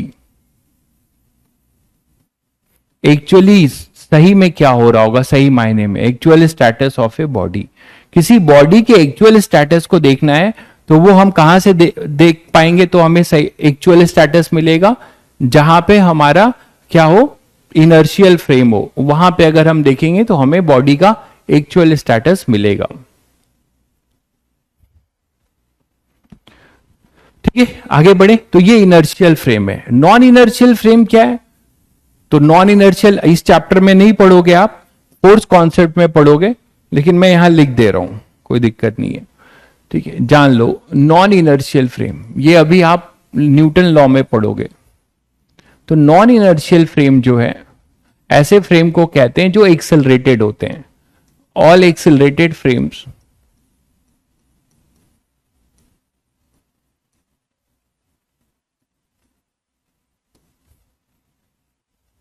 are non-inertial। अब इसके बारे में और भी बातें हैं जिस पे मैं अभी नहीं आ रहा हूं। लॉ ऑफ मोशन में एग्जैक्ट क्लियर होगा कि इनर्शियल और नॉन इनर्शियल में क्या अंतर है। Accelerated frames are called non inertial frame, all accelerated frames are non inertial. ठीक है, आगे बढ़े, चलिए। तो अभी हमें मतलब किससे होगा? इनर्शियल फ्रेम से। अब इनर्शियल फ्रेम हमने देखा कि या तो रुका हुआ हो या फिर वो कांस्टेंट वेलोसिटी से जा रहा हो। ठीक है, अर्थ का ही कैपिटल होगा, कर लो, अर्थ नाराज हो जाएगी।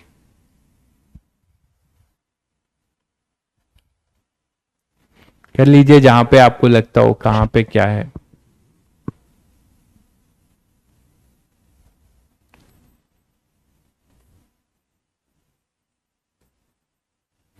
खुश? चलिए, तो अब ये देखते हैं कि हमारे पास इस केस में हम जो पढ़ने जा रहे हैं रिलेटिव वेलोसिटी में, वो हम पढ़ेंगे इनर्शियल फ्रेम के लिए ही पढ़ेंगे, नॉन इनर्शियल भी हो सकता है। अब आते हैं अपने फ्रेम ऑफ रेफरेंस पे फिर से। आपको एक बहुत बेसिक एग्जांपल देता हूं और इससे आपको पता लगेगा कि हमें रिलेटिव वर्ड की जरूरत क्यों पड़ रही है। जैसे कि मान लीजिए आप जानते ही हो कि अपने भारतीय जो है बहुत इमोशनल है, ठीक है, और उनका सारा इमोशन जो है उस समय नहीं दिखता जब आदमी जो है उनके रिलेटिव या उनके अपने लोग जब वो उनके साथ रहते हैं, मतलब उसमें दिखता है। कब दिखता है? सारा दिखता है प्लेटफॉर्म पे। आपने ऐसा भी सीन आप लोगों ने भी कभी एक्सपीरियंस किया होगा, ठीक है, जब हम जो है किसी को छोड़ने जाते हैं ट्रेन से, जैसे आप ही हो, ठीक है, आप जो है मान लो बीटेक में अभी सेलेक्ट हो जाओगे 1 साल 2 साल के बाद, तो आपका काउंसलिंग होगा। आप मान लो कहीं एनआईटी या आईआईटी आपको मिल रहा है, कहीं त्रिची, वारंगल, चेन्नई, मुंबई, तो आप ट्रेन पकड़ोगे ना। तो आप सबको पता है कि मतलब आपकी इज्जत तब बढ़ने लगेगी ना। घर में ऐसे रहने पे तो अभी इज्जत नहीं रहती, तो फिर आपकी इज्जत बढ़ेगी जब आप घर छोड़ते हो। जब घर में आदमी रहता है तो उसकी इज्जत उतनी नहीं रहती, ठीक है, अभी ये ले आ दो, वो ले आ दो, हाँ ठीक है। जब वो घर छोड़ता है और घर छोड़ के सेमेस्टर में जब छुट्टियां मनाने के लिए जब वो घर पे ओकेजनली आएगा, तो वही मम्मी और पापा बोले अरे रहने दो भाई, तुम रहने दो, मैं कर देता हूं, ठीक है। तो आपकी इज्जत तब कुछ ज्यादा बढ़ेगी।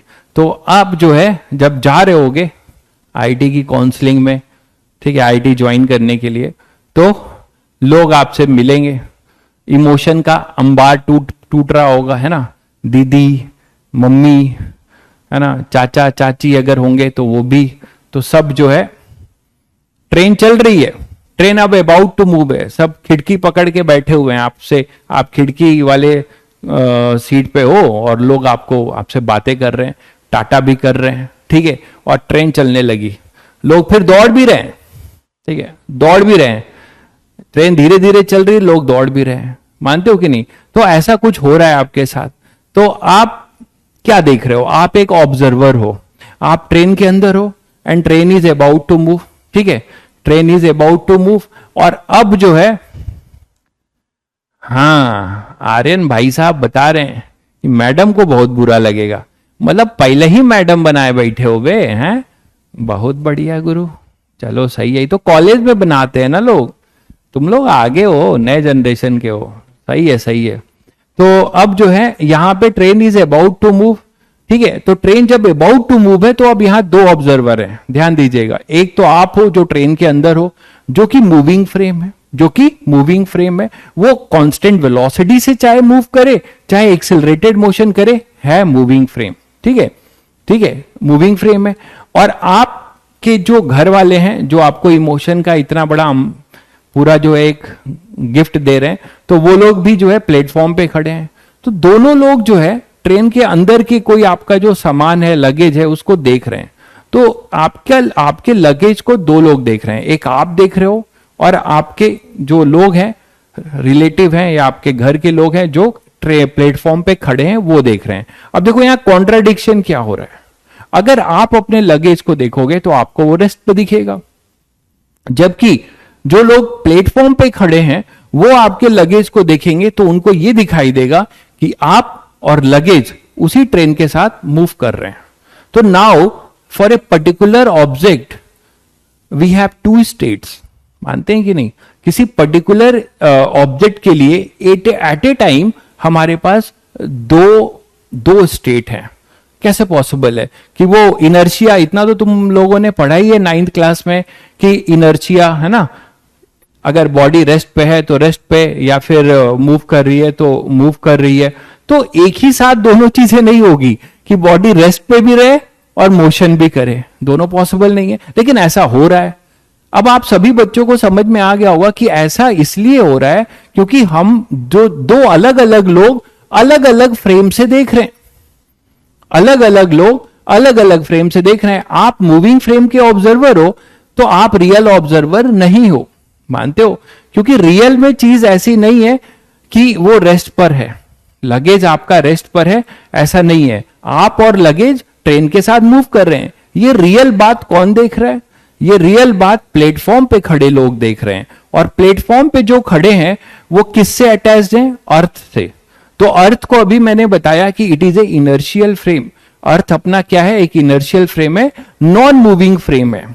यहां पे वो नॉन मूविंग फ्रेम है, वो कांस्टेंट वेलोसिटी भी हो सकता है, लेकिन अर्थ की बात करते हैं तो हम मानते हैं कि अर्थ हमारा रेस्ट पर है, जहां हम अर्थ पे रहते हैं। हम सन पे चले जाएंगे तो अर्थ भी हमारा इनर्शियल फ्रेम नहीं रह जाएगा। हम किसी और प्लैनेट से अर्थ को देखेंगे तो अर्थ भी हमारा इनर्शियल नहीं रहेगा। लेकिन जनरली हम मैकेनिक्स के सारे क्वेश्चन अर्थ पे रह के करेंगे। तो earth is our treated as to be a inertial frame. ठीक है, तो अर्थ पे अगर हम रहते हैं, बिल्कुल अर्थ रोटेट करता है, लेकिन जब आप अर्थ पे खड़े होके देखोगे तो आपको रोटेशन फील नहीं होगा। आप बाहर जाके देखोगे तो आपको अर्थ का रोटेशन फील होगा। तो that's why it will not considered as to be inertial. मैं उस पर इनर्शियल पे ज्यादा अभी नहीं आना चाहता हूं, वो हमारा अलग टॉपिक है सर्कुलर मोशन का, तो हम उस पर बाद में बात करेंगे। तो अभी मैं बस आपको ये बताना चाह रहा हूं कि यहां फ्रेम ऑफ रेफरेंस के चेंज होने से एक ही बॉडी के दो स्टेट गवर्न हुए हैं। ठीक है, आप जो है अगर क्या कर रहे हो, मोशन में हो, ठीक है, तो आपका लगेज भी मोशन में है, ये बात रियल ऑब्जर्वर देख रहा है। तो आपने देखा कि रियल ऑब्जर्वर कौन है? जो अर्थ पे खड़ा है। ठीक है, लेकिन आप मूविंग फ्रेम के ऑब्जर्वर हो, इसीलिए आपको जो चीज मूव कर रही है वो भी आपको रेस्ट पे दिखाई दे रही है। इसका मतलब आप ऐसे बात करोगे कि वो जो लगेज की जो स्पीड या एक्सेलरेशन है, एक तो अर्थ के रिस्पेक्ट में निकाली जाएगी और एक आपके रिस्पेक्ट में। तो जब आपके रिस्पेक्ट में निकाली जाएगी तो वो रिलेटिव होगा। रोहित भाई, मैं अपना परिचय कई बार दे चुका हूं, ठीक है, तो मैं बार बार नहीं देना चाहता हूं, और उससे बहुत फर्क नहीं पड़ता। फर्क ये पड़ता है कि मैं आपको बोर्ड पे क्या बता पा रहा हूं और आपको मैं कुछ कंट्रीब्यूट कर पा रहा हूं कि नहीं आपकी तैयारी में। ठीक है, फिर भी आप बहुत बार से पूछ रहे हो तो मैंने आपको बता दिया हुआ है। इमोशनल हो गए आप? अरे अभी इमोशनल मत हो भाई, सेंटी हो गए आप तो। चलिए, तो इसको अब मैथमेटिकल व्यू देते हैं, क्योंकि ये मैंने इतनी इतिहास भूगोल आपको बताई, लेकिन जब तक मैथमेटिक्स अपने हाथ में नहीं है वो मजा नहीं आता कि हम कैसे किसी फ्रेम ऑफ रेफरेंस को जज करेंगे। तो मैथमेटिक्स में फ्रेम ऑफ रेफरेंस मैं जो बनाऊंगा वो कोऑर्डिनेट सिस्टम से बनाऊंगा, जहां से हम उसको लोकेट कर पाए, जहां से हम उसके पोजीशन वेक्टर को ड्रॉ कर पाए। ठीक है, ठीक है, मानते हैं कि नहीं? जहां से हम उसके क्या कर पाए, पोजीशन वेक्टर को हम क्या कर पाए, रिलेट कर पाए। तो अब देखते हैं उसके लिए क्या करते हैं। मैं यहां पे दो फ्रेम ऑफ रेफरेंस बनाता हूं और यहां से कहानी शुरू होती है अपनी रिलेटिव की। देखिए कैसे। मान लीजिए मैंने एक फ्रेम ऑफ रेफरेंस यहां पे लिया, वही जो कंपार्टमेंट वाला एग्जाम्पल दिया है उसी को मैं अब कार्टेशियन कोऑर्डिनेट से मैथमेटिकली आपको दिखाना चाह रहा हूं। यहां पर एक फ्रेम ऑफ रेफरेंस लिया, एक दूसरा फ्रेम ऑफ रेफरेंस है कुछ ऐसा।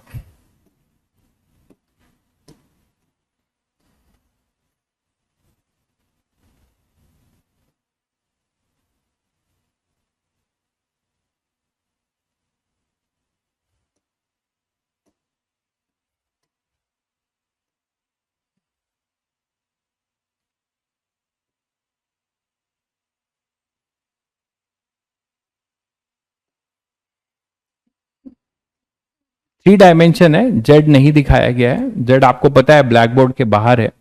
और एक फ्रेम ये है, इसका भी अपना कुछ एक्स डैश है, ये वाई डैश है मान लीजिए। ये फ्रेम अपना मूविंग फ्रेम है, मूविंग फ्रेम है, ठीक है। और इसके ऑर्डिनेट मतलब ओरिजिन को ओ डैश मान रहा हूं, और ये फ्रेम अपना ओ है जो अर्थ का फ्रेम है, स्टेशनरी फ्रेम है, इसको आप अर्थ वाला फ्रेम ले सकते हो,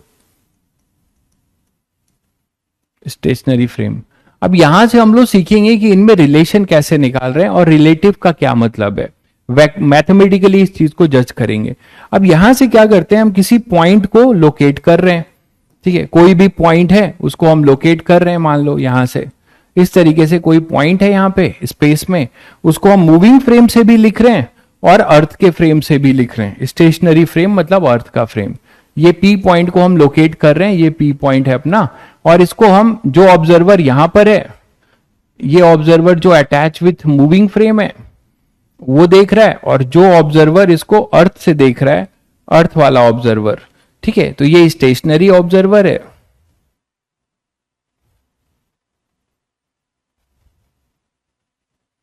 और ये अपना मूविंग ऑब्जर्वर है, मूविंग ऑब्जर्वर, ठीक है। तो अब यहां से अब आप देखो, आपको बहुत पुराना जाना पहचाना रिजल्ट मिलता है। यहां तीन वेक्टर होंगे और तीनों जो है कैसे रिलेट हैं सभी बच्चे बहुत आसानी से जानते हैं। और इसको मैं अब नामकरण करूं इसका, तो इस पोजीशन वेक्टर को मैं लिखने जा रहा हूं आर ओ डैश पी, या R of P with respect to O dash, ऐसे लिख लो, R of P with respect to O dash. इसे मैं बोलूंगा R of P same P with respect to O, origin O है तो ये पोजीशन वेक्टर है, और इसको मैं लिखूंगा r of o dash with respect to o. पूरा चैप्टर इसी पे टिका हुआ है, पूरा चैप्टर इसी पे टिका हुआ है। जेड एक्सिस बिल्कुल, जेड एक्सिस भी होगी, वो मैंने ड्रॉ नहीं किया है, ठीक है, जेड एक्सिस भी होगी, बिल्कुल होगी, ठीक है। तो ये जेड एक्सिस आपकी ब्लैक बोर्ड के इधर आप दिखा सकते हो, कैसे भी दिखा सकते हो। जेड एक्सिस जो हम लोग दिखाते हैं ये अपना जेड एक्सिस है, ठीक है, ये जेड एक्सिस है, यहां भी ऐसे ही जेड एक्सिस होगा, तो ये ओ है। अब क्या आप इन तीनों पोजीशन वेक्टर को कोरिलेट कर सकते हो, ठीक है, तीनों पोजीशन वेक्टर को आप कोरिलेट कर सकते हैं, बिल्कुल। Triangle law of vector addition याद है सभी बच्चों को, triangle law of vector addition, ठीक है। Triangle law of vector addition, एक का टेल दूसरे के हेड पे ज्वाइन कर रहा है, तो रिजल्टेंट वेक्टर होता था इनिशियल वेक्टर का टेल और फाइनल वेक्टर के हेड को ज्वाइन करने वाला वेक्टर। तो by triangle law of vector addition, पहले तो मैं आपको ये बताऊं कि ये पोजीशन वेक्टर आपको क्या बताना चाह रहे हैं, ये आपको क्या बताना चाह रहे हैं, ये are P with respect to O dash क्या बताना चाह रहा है, it is position of particle P with respect to moving frame, with respect to moving frame. आप मूविंग फ्रेम पे से देख रहे हो, ये ओरिजिन आपने यहां बनाया है जो मूव कर रहे हैं, मूविंग फ्रेम से आपने इसको लोकेट किया है, तो आप मतलब मूविंग फ्रेम में रहकर उसको देख पा रहे हो, ठीक है। तो ये है r P O dash, this is position of particle with respect to moving frame. उसी तरीके से r of P with respect to o, ये क्या है, position of particle with respect to earth. बोल सकते हो earth is treated as to be stationary frame, particle with respect to earth. जैसे प्लेटफॉर्म पे जो लोग खड़े थे वो लगेज को देख रहे थे, तो वो एक बनेगा और ये बनेगा। और ये क्या है, आर ओ डैश ओ क्या है भाई, ये है position vector of moving frame with respect to earth, position vector of moving frame. Moving frame का अपना पोजीशन वेक्टर, मूविंग फ्रेम खुद ही मूव कर रहा है ना, तो उसका ओरिजिन भी चेंज होता जाएगा। Relative velocity 1D 2D 3D आप कुछ भी करो, यहां वेक्टर लगा दिया तो आप क्यों परेशान हो भाई, ठीक है, आपने तभी तो वेक्टर पढ़ा है। आप 1D का भी रिलेटिव वेलोसिटी निकाल सकते हो, 2D का भी निकाल सकते हो, 3D का भी, बस उसमें एक्स वाई जेड कंपोनेंट आ जाएंगे। सभी बच्चों को पोजीशन वेक्टर लिखना आता है तो वो 3D भी हैंडल कर सकता है, 2D भी, आगे आगे देखते जाइए सब कर लेंगे। Position vector of moving frame है ना, विथ रिस्पेक्ट टू अर्थ। तो ये 3 वेक्टर्स हैं जिसको मैंने एलाबोरेट करके लिख दिया, ठीक है, 3 वेक्टर हैं जिसको हमने लिख दिया। अब इन तीनों में रिलेशन, हमें तीनों में एक कोरिलेशन है, वो कोरिलेशन हमें कौन बताएगा? Triangle law of vector addition. तो triangle law of vector addition से आप बोल सकते हो by triangle law of vector addition, by triangle law of vector addition क्या बोल पाओगे? पोजीशन वेक्टर, देखो आर पी ओ को हम क्या लिख सकते हैं? It is equal to R P O dash plus R O dash O, यही तो है ट्रायंगल लॉ, है ना। This vector plus this vector is equal to this vector. बोलो भाई प्रकाश, थोड़ा सा जो है संयम रखिए, अभी चैप्टर स्टार्ट हुआ है, आपके सारे डाउट्स क्लियर हो जाएंगे। R P o equal to R P O dash plus R O dash o, ठीक है। तो this is the correlation between this 3।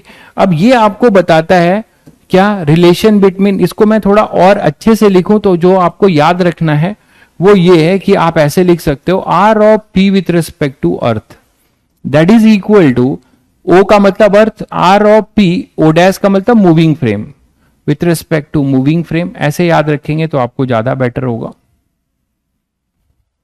ठीक है। Plus are of moving frame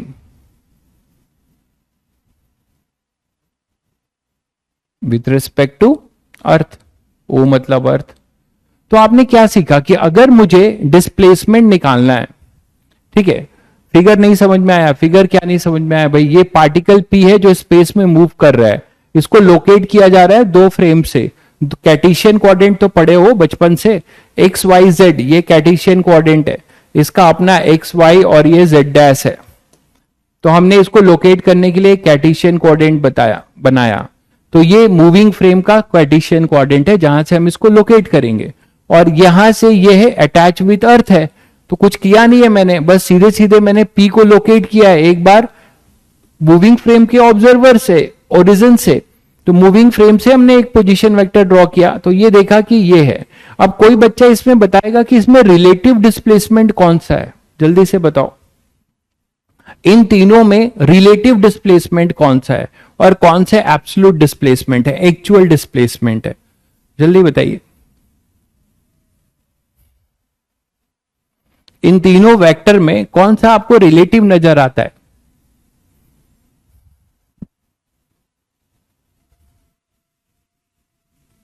बिल्कुल, एलएचएस, ये रिलेटिव है, ये रिलेटिव है। सेकेंड इज रिलेटिव, मतलब ये पूरा रिलेटिव है। अभी तुमको क्या सिखाया एग्जाम्पल देके कि जो भी डिस्प्लेसमेंट या जो भी वेलोसिटी अगर अर्थ के रिस्पेक्ट में निकाली जाएगी तो दैट इज आवर एब्सोल्यूट। तो आप देखो यहां पे अर्थ के रिस्पेक्ट में ये 2 लोग हैं, ये डिस्प्लेसमेंट ऑफ पी है विथ रिस्पेक्ट टू अर्थ, और ये मूविंग फ्रेम का डिस्प्लेसमेंट है, ये भी अर्थ के रिस्पेक्ट में। तो these are absolute displacement, actually ये हुआ है एब्सोल्यूट डिस्प्लेसमेंट। तो जब भी हम स्टेशनरी फ्रेम के रिस्पेक्ट में डिस्प्लेसमेंट, ये ट्रू होगा आगे वेलोसिटी के लिए भी, ठीक है, तो वेलोसिटी और एक्सेलरेशन के लिए भी सेम ट्रू होगा। तो ये एब्सोल्यूट डिस्प्लेसमेंट है, ये एब्सोल्यूट है।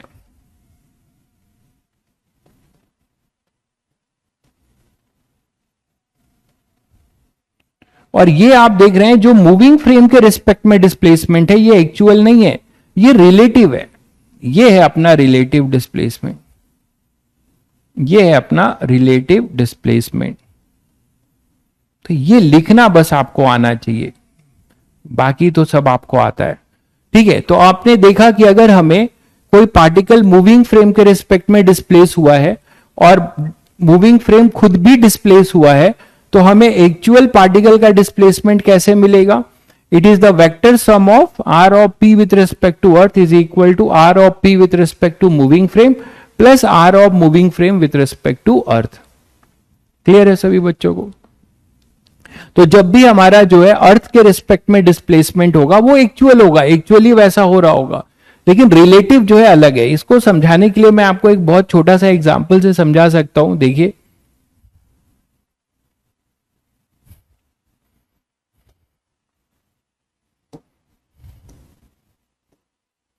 पहले इसको और थोड़ा पहले और इसको और जनरलाइज कर लें तो आपने ये सीखा कि r of P with respect to earth, किसी पार्टिकल पी का अर्थ के रिस्पेक्ट में डिस्प्लेसमेंट निकालना है तो p with respect to moving frame पहले देखेंगे, रिलेटिव, और प्लस मूविंग फ्रेम का जो डिस्प्लेसमेंट है विथ रिस्पेक्ट टू अर्थ, जिसमें ये दोनों एब्सोल्यूट है। आप रिलेटिव अगर लिखना चाहो तो ऐसे लिख सकते हो, रिलेटिव निकालना है, एब्सोल्यूट गिवन है, तब क्या करोगे? पी मूविंग फ्रेम, ये रिलेटिव है, क्या होगा? R p with respect to earth minus r of moving frame with respect to earth. तो ये दो चीज जो है आप इस तरीके से लिख सकते हो कि कब हमें क्या लिखना है। जब हमें एब्सोल्यूट निकालना है तब क्या करना होगा, जब रिलेटिव निकालना है तब क्या करना होगा, और क्या क्या गिवन होगा। ठीक है, तो जब आपको एब्सोल्यूट निकालना है तो आप क्या करोगे? पी का पहले मूविंग फ्रेम के रिस्पेक्ट में प्लस मूविंग फ्रेम का अर्थ के रिस्पेक्ट में। अगर आपको रिलेटिव निकालना है और एब्सोल्यूट गिवन है,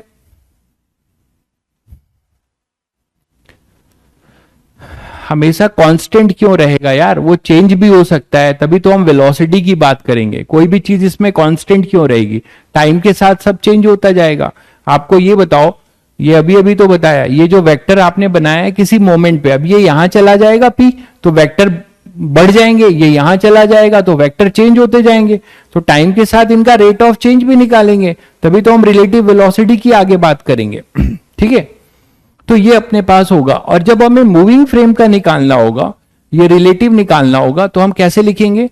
पी का मुझे किसके रिस्पेक्ट में निकालना है? मूविंग फ्रेम के। तो हम क्या लिखेंगे? P with respect to earth minus moving frame with respect to earth. ठीक है, p with respect to earth minus moving frame with respect to earth. हाँ, वेक्टर फॉर्म तुम्हें गिवन नहीं होगा, हम वेक्टर फॉर्म लिखेंगे, हम लिखेंगे वेक्टर फॉर्म। ठीक है, गिवन नहीं होगा। वेक्टर लिखना आता है, अभी थोड़ा सा धीरे धीरे आपको पता चल जाएगा, अभी थ्योरी पढ़िए ध्यान से। वेक्टर लिखेंगे, वेक्टर लिखना तो सबको आता है, वेक्टर पोजीशन वेक्टर लिखना सबको आता है। क्लियर है? चलिए, तो अब आप ये देखते हैं कि इसी को मैं टाइम के साथ डिफरेंशिएट करूं। डिफरेंशिएटिंग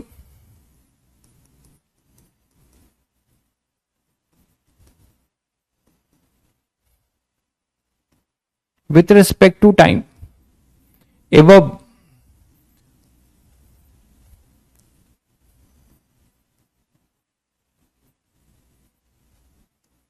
तो बोथ द इक्वेशन को अगर आप टाइम के साथ डिफरेंशिएट करते हो तो आपको क्या मिलेगा? जैसे आप इसे डिफरेंशिएट कर रहे हो पहले वाले को, तो सभी ने काइनेमेटिक्स में पढ़ा है कि rate of change of displacement is our instantaneous velocity.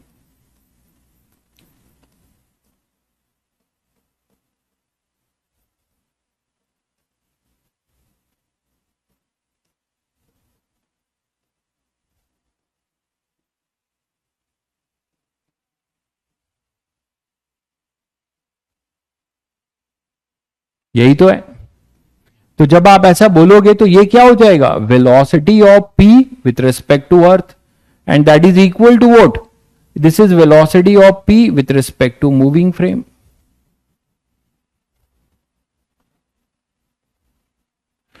Plus velocity of moving frame with respect to earth, ये लिखोगे। अब इसी में आप मुझे बताइए कि इसमें एब्सोल्यूट कौन से हैं और कौन से रिलेटिव हैं। तो ये एब्सोल्यूट वेलोसिटी है पार्टिकल की, अर्थ के रिस्पेक्ट वाली velocity, this is your absolute velocity, and this is the velocity of moving frame with respect to earth, this is also absolute. Then what is your relative? This one is our relative p with respect to moving frame, जिसमें particle move कर रहा होगा और जिसके अंदर है particle वो खुद भी मूव कर रहा है, तो that velocity is our relative velocity. ठीक है, तो अब आप लोगों को समझ में आया। तो रिलेटिव, अब ये एब्सोल्यूट का हो गया। अगर आपको रिलेटिव निकालना है और दोनों एब्सोल्यूट गिवन होंगे तो आप क्या करोगे, p का मुझे रिलेटिव निकालना है मूविंग फ्रेम के रिस्पेक्ट में, तो आप क्या लिखोगे, p with respect to earth minus moving frame, तब माइनस हो जाएगा moving frame with respect to earth. यही बस आपको लिखना सीखना है, बस बाकी तो सब कुछ आता है, पूरे चैप्टर में यही चलेगा।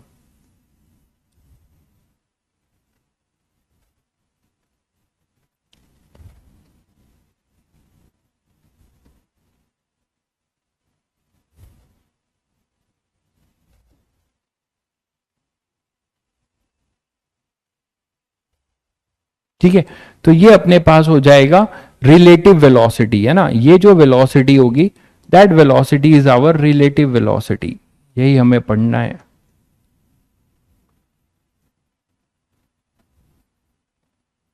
ये अपनी रिलेटिव वेलोसिटी होगी। अब शायद सभी बच्चे समझ गए हैं कि इसको एक बार और हम इसको डिफरेंशिएट करें, एक बार और अगर हम इसे डिफरेंशिएट करें तो हमें एक्सेलरेशन मिल जाएगा। ठीक है, इस चीज को अगर हम एक बार और डिफरेंशिएट करेंगे टाइम के साथ तो यही चीज आप एक्सेलरेशन के लिए भी लिख सकते हैं।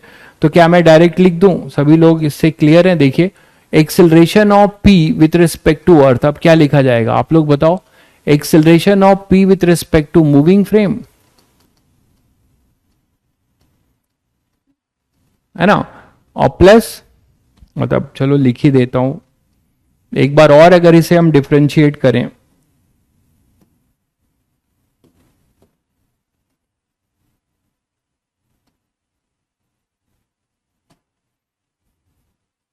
तो differentiating with respect to time, तो सभी को पता है कि rate of change of velocity, ठीक है, rate of change of velocity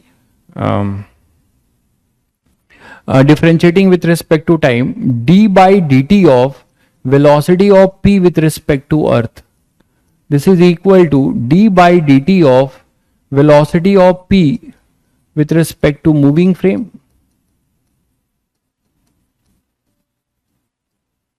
plus d by dt of velocity of moving frame with respect to earth. मानते हैं?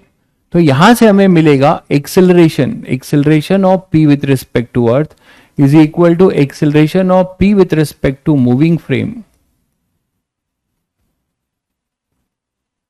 Plus acceleration of moving frame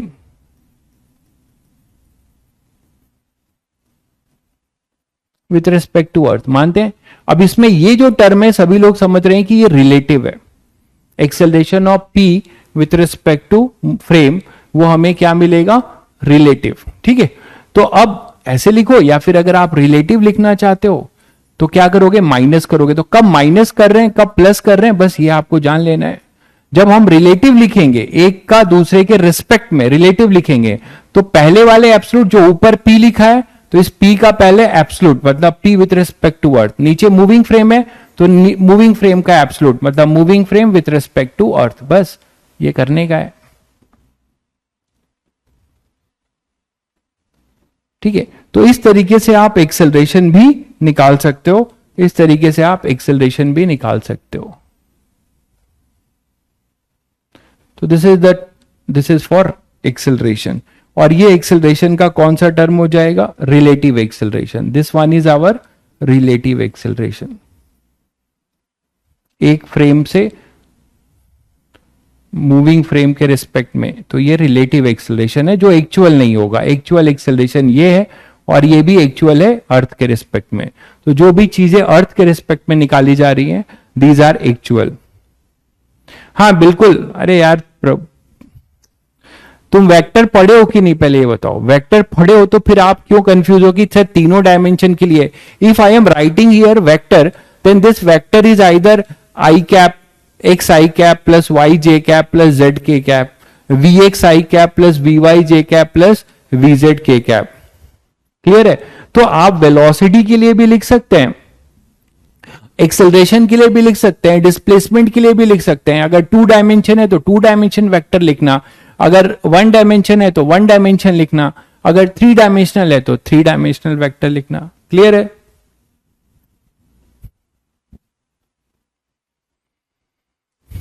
तो ये आपको बस लिखना आना चाहिए। ये आप अगर लिखना सीख गए तो आप सारी चीजें कर लेंगे। चलिए आगे बढ़े। तो एक बहुत बेसिक एग्जांपल लेता हूं तो आपको ये चीज जो अभी आपने लिखा है तो आप बहुत इजीली अब लिखने लगोगे। जैसे देखो, मान लो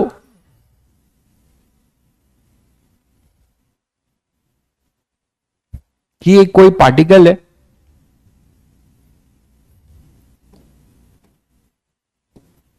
मान लो एक ट्रॉली है,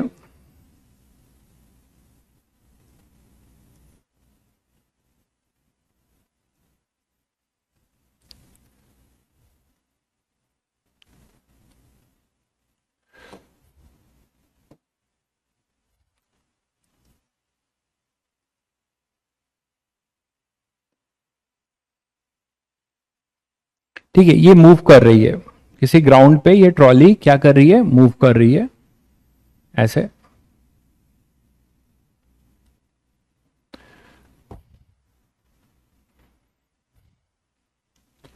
और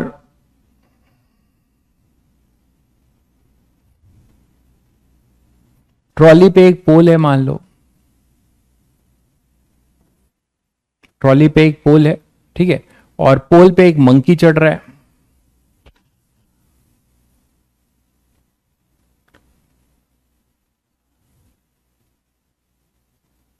पोल पे एक मंकी चढ़ रहा है।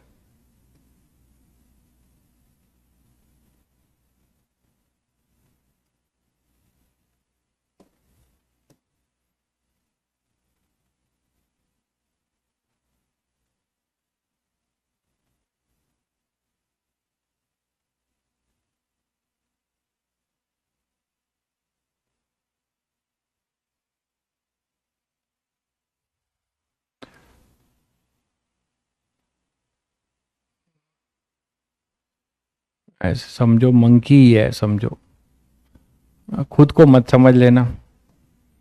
कुछ लोग कहेंगे नहीं सर हमें तो इसमें,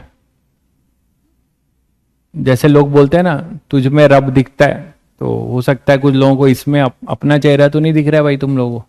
तो ये यहां पे ये मूव कर रहा है इस तरीके से, ठीक है, और ऊपर चढ़ रहा है, इस पोल पे क्लाइम कर रहा है कुछ 5 मीटर पर सेकेंड से, ओके। और ये ट्रॉली मूव कर रही है कुछ मान लो 4 मीटर पर सेकेंड से, या इसको ले लेते हैं 4 मीटर पर सेकेंड से, और ये है अपना 3 मीटर पर सेकेंड। ट्रॉली मूव कर रही है 3 मीटर पर सेकेंड से, ठीक है। अब देखो यहां 2 ऑब्जर्वर हैं, एक ऑब्जर्वर जो ट्रॉली के अंदर और एक ऑब्जर्वर जो ग्राउंड पे खड़ा है, ठीक है। एक ऑब्जर्वर जो ट्रॉली के अंदर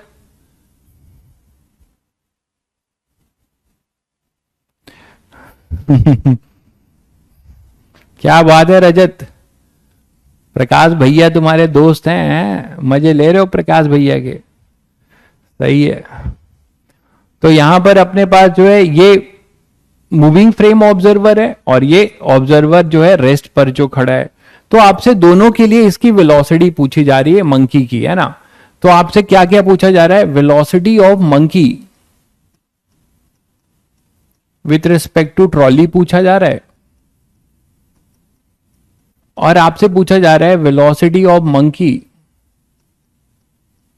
विथ रिस्पेक्ट टू अर्थ पूछा जा रहा है। तो क्या सभी बच्चे बता पाएंगे? बहुत बेसिक क्वेश्चन है,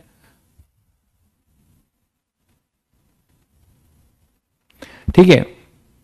क्या है देखो, यहां पे इसको हमें निकालना है, तो रिलेटिव है ये, तो रिलेटिव ये है। इसको क्या दिखेगा आप बताओगे? इसको दिखेगा कि ये केवल ऊपर चढ़ रहा है, दिखेगा कि नहीं बताओ? आप सिंपल ऐसे बोल सकते हो कि इसको दिखेगा कि ये ऊपर चढ़ रहा है, जबकि इस वाले को दिखेगा जो अर्थ वाला है, उसको दिखेगा कि ये ऊपर भी चढ़ रहा है और ये साथ साथ में ट्रॉली के साथ एक्स में भी जा रहा है, वाई में भी जा रहा है। तो देखो अब चीजें क्या दिखने वाली हैं। आप रिलेटिव से पहले आप क्या निकालना चाह रहे हो, पहले निकालना चाह रहे हो रिलेटिव वेलोसिटी ना, यही रिलेटिव है। Monkey with respect to trolley निकालना चाह रहे हो, तो monkey with respect to trolley निकालना चाहोगे तो आपको मंकी विथ रिस्पेक्ट टू, ये जो 4 मीटर पर सेकेंड है, ये किसकी वेलोसिटी है, ये already with respect to trolley ही है ना। तो monkey with respect to trolley अगर आप निकालना चाहोगे तो क्या लिखोगे, monkey with respect to earth minus trolley with respect to earth, ठीक है, माइनस ट्रॉली। तो ट्रॉली का तो अर्थ के रिस्पेक्ट में 3 मीटर है, ठीक है, और मंकी ये, लेकिन मुझे मेंशन करना होगा ये किसके रिस्पेक्ट में है, तो ये तो विथ रिस्पेक्ट टू ट्रॉली है, तो ये तो मैं दे ही रहा हूं आपको। तो ये क्वेश्चन वाला रिलेटिव तो मैं दे ही रहा हूं आपको, तो ये गायब कर रहा हूं, मुझे एब्सोल्यूट चाहिए अब। तो एब्सोल्यूट आप लिख सकते हो बहुत आसानी से, क्या लिखोगे, velocity of monkey with respect to earth, आपको एब्सोल्यूट निकालना है, ठीक है। क्या लिखेंगे, तो क्या लिखेंगे, वेलोसिटी ऑफ मंकी, है ना, विथ रिस्पेक्ट टू ट्रॉली, याद करो रिलेटिव, है ना, यही तो सिखाया था। Monkey with respect to earth चाहिए तो वो होगा monkey with respect to trolley plus trolley with respect to earth plus trolley with respect to earth, मानते हैं कि नहीं। तो monkey with respect to trolley is given to you, कितना दिया हुआ है 4, और ये एक्स एक्सिस मानेंगे और ये वाई एक्सिस, तो वेक्टर लिखेंगे, तभी तो मैंने कहा 3 + 4 मत कर दीजिएगा, यही है वेक्टर जो आपने पढ़ा है, अब इसका खुलकर यूज करने वाले हैं। तो monkey with respect to trolley लिखा जाएगा 4j cap, 4j cap. Clear है सभी बच्चों को, 4 यूनिट की वेलोसिटी है रिलेटिव, ऊपर है तो j कैप, और ट्रॉली की अपनी कितनी है 3i कैप, हो गया भाई। तो this is the velocity of monkey with respect to earth, ये वेलोसिटी है। अब इसका और भी फील लो, बिना फील लिए फिजिक्स नहीं है। फील ये है कि अगर ये बंदा जो है, इसको तो ये सीधा जाते हुए दिखेगा इस वाले को, बट इसको ये किस एंगल पे जाता हुआ दिखेगा, जो अर्थ वाला ऑब्जर्वर है उसको इन दोनों का रिजल्टेंट वेलोसिटी दिखने वाला है। मतलब ये देखेगा कि ये जो बंदर है वो 3 से ट्रॉली के साथ साथ एक्स में भी जा रहा है और खुद जो है ट्रॉली के रिस्पेक्ट में ऊपर चढ़ भी रहा है, तो इसको जो नेट वेलोसिटी दिखाई देगी वो इन दोनों का रिजल्टेंट होगा, ये 3 और 4। तो इसका जो रिजल्टेंट होगा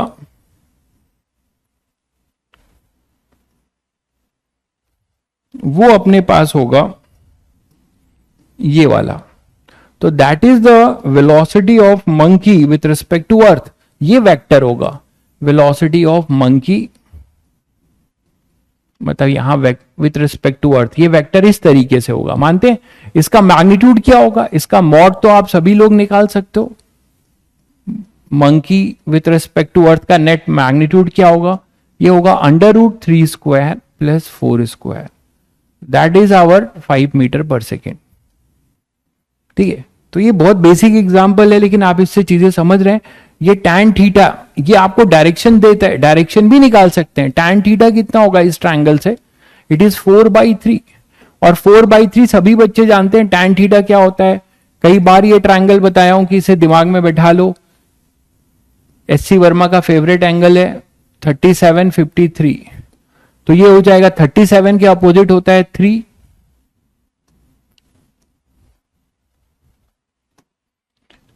ये 4 और ये 5, तो ये tan थीटा हमारा 4/3 है, इसका मतलब ये 53 डिग्री है। तो आपसे ऑप्शन कैसा पूछा जाएगा, 4 ऑप्शंस आएंगे, पूछा जाएगा कि मंकी जो है अर्थ वाले ऑब्जर्वर को किस डायरेक्शन में जाता हुआ दिखाई देगा। तो डायरेक्शन भी लिखना सीखिए, डायरेक्शन ज्योग्राफी में 10th क्लास में पढ़ा होगा सभी बच्चों ने। ये आप बोलते हो नॉर्थ, साउथ, वेस्ट, ईस्ट, और ये डायरेक्शन है, ये है ना अपना, ये 37 है, तो क्या बोलोगे ये डायरेक्शन, इस डायरेक्शन का नाम क्या पड़ेगा, ध्यान दीजिए 37 डिग्री नॉर्थ ऑफ ईस्ट, जिससे हम एंगल बनाते हैं उसको लास्ट में लिखते हैं। जिस डायरेक्शन में, नॉर्थ साउथ वेस्ट और ईस्ट में, जिससे हमारा एंगल बनता है वो लास्ट में मेंशन होता है। तो हम लिखेंगे 37 डिग्री नॉर्थ ऑफ ईस्ट जाता हुआ दिखाई देगा विथ रिस्पेक्ट टू ग्राउंड। तो मंकी जो है इस एंगल पे जाता हुआ दिखाई देगा, किसको? जो ग्राउंड पर खड़ा है। और किस स्पीड से जाता हुआ दिखाई देगा? 5 मीटर पर सेकेंड से। ठीक है, तो आप देख रहे हैं कि फ्रेम, और ये एक्चुअल स्पीड होगी। क्यों? क्योंकि ये अर्थ वाला ऑब्जर्वर जो भी चीज देखेगा वो एक्चुअल देखेगा। ये ऐसा क्यों नहीं देख पा रहा है?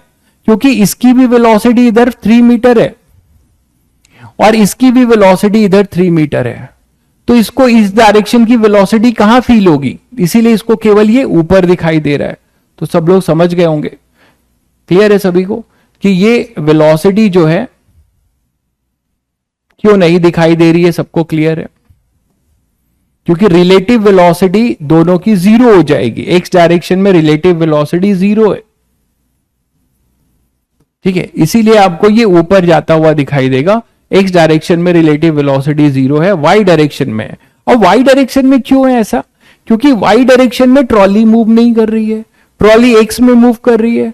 तो वाई डायरेक्शन में 4 मीटर पर सेकेंड की जो वेलोसिटी है वो ट्रॉली के रिस्पेक्ट में भी है, वो अर्थ के रिस्पेक्ट में भी है। क्योंकि ट्रॉली अगर वाई के रिस्पेक्ट में देखोगे तो ट्रॉली भी अर्थ की तरह काम करेगा। किस डायरेक्शन के लिए? वाई डायरेक्शन के लिए। क्यों? क्योंकि वाई डायरेक्शन में ट्रॉली का कोई मूवमेंट नहीं है। तो वाई डायरेक्शन में 4 मीटर पर सेकेंड जो है एब्सोल्यूट ही बोला जाएगा, चाहे वो ट्रॉली के रिस्पेक्ट में हो चाहे अर्थ के। रिलेटिव मोशन एक्स में हो रहा है, इसीलिए हमारा रिलेटिव वेलोसिटी एक्स में जो है हमें जो मिल रहा है इसके रिस्पेक्ट में 0। फाइनली आपको ये सारी एनालिसिस मिलेगी। ठीक है, चलिए कल से फिर कंटिन्यू करेंगे। लेक्चर थोड़ा रिवाइज करके आइएगा। और असाइनमेंट एक्सरसाइज 1 और 2 मैंने आपको दिया हुआ था सीट का। आप लोग हल्ला मचा रहे थे कि सर टिक करा दो, टिक करा दो। टिक करा दिया, फिर भी नहीं कर रहे हो। ठीक है, तो वो आपके ऊपर है। आई विल से कि प्रोजेक्टाइल के क्वेश्चंस भी सीट से करना शुरू कर दीजिए। ठीक है, कल मैं वो आगे भी टिक करा दूंगा फिर प्रोजेक्टाइल के। ठीक है, टेस्ट की भी तैयारी शुरू कर दीजिए। ठीक है, इस बार इंप्रूवमेंट दिखना चाहिए पिछली बार से। चलिए मिलते हैं फिर कल।